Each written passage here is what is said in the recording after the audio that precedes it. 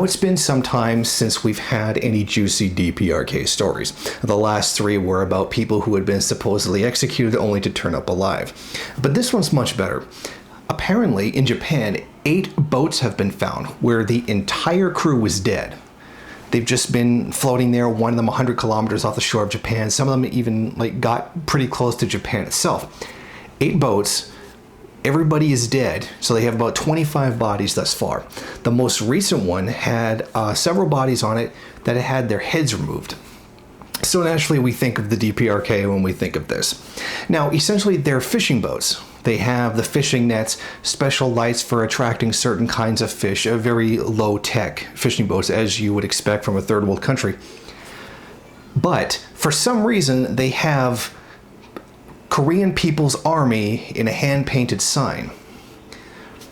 And they say they have the tattered remains of what looks like a DPRK flag. So they're going on to the assumption that these are North Korean ships, which is really strange to me. They're saying that these are defectors and that they've been killed. Huffington Post even went so far as to claim that these were defectors that were killed and the boat was shipped to Japan to send a warning to Japanese people not to take them on as refugees.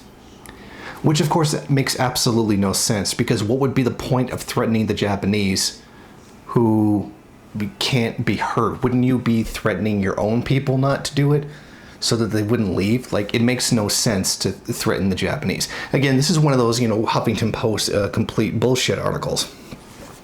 I find it really strange that these are supposedly complete description of a fishing boat, but also the Korean People's Army for some reason. Because I don't recall the Korean People's Army using fishing boats or hand painting their signs.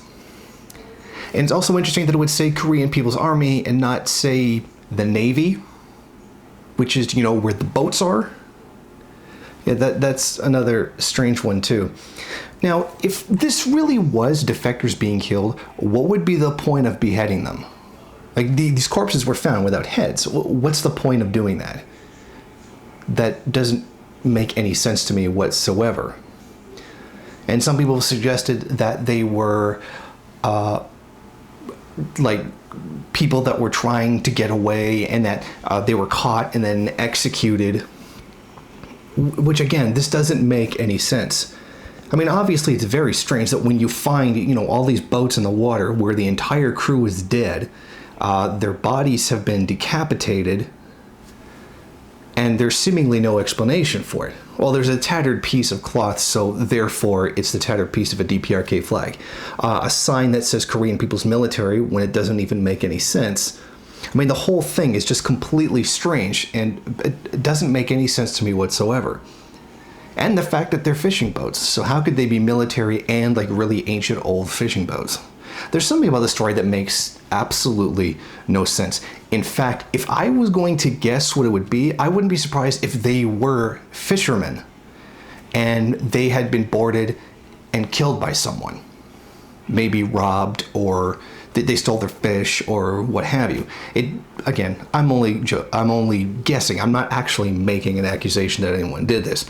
But it seems really weird that we have this whole set of evidence which completely contradicts the claim that's made against the DPRK. Yet all these news outlets have just run ahead and carried it as though it were real.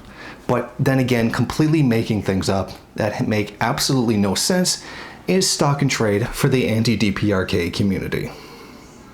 If you like this video and you'd like to see more of them, then head over to my Patreon page and show your support.